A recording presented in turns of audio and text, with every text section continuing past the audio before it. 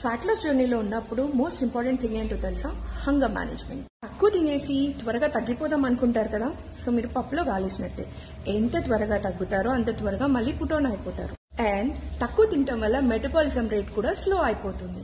ఈ తక్కువ తినే టైంలో కడుపు మార్చుకొని ఉంటాం కదా, సో అది కడుపు మార్చుకొని ఒకేసారి బింజ్ ఈటింగ్, అంటే మనం తినాల్సిన దానికన్నా డబుల్ ట్రిపుల్ తినేసే అంతా అయిపోతుంది. సో ఈ బింజ్ ఈటింగ్ లేకుండా ఉండాలి అంటే సరిపడా తినాలి అండ్ టైంకి తినటం చాలా ఇంపార్టెంట్. కడుపు మార్చుకొని మనం తగ్గాల్సిన అవసరం లేదండి. లాంగ్ టర్మ్ గోల్స్ పెట్టుకోండి, షార్ట్ టర్మ్ గోల్స్ వద్దు.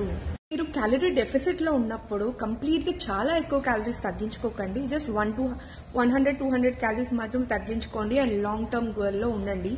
సో మీ వెయిట్ ఏదైతే, మీ ఫ్యాట్ లాస్ ఏదైతే ఉంటుందో అది సస్టైనబుల్ గా ఉంటుంది.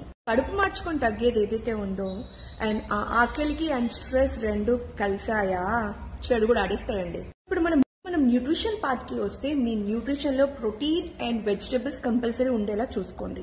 అండ్ ఈ ప్రోటీన్ అండ్ ఫైబర్ కంటెంట్ ఏదైతే ఉందో వెజిటబుల్స్, దానివల్ల మనకి త్వరగా ఆకలి వేయకుండా ఉంటుంది అండ్ స్టమక్ ఫుల్ గా ఉండటానికి ఛాన్సెస్ ఉంటాయి.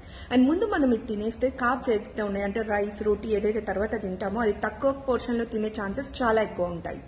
సో ఈ విధంగా మనం డైట్ అనేది మేనేజ్ చేసుకోవచ్చు.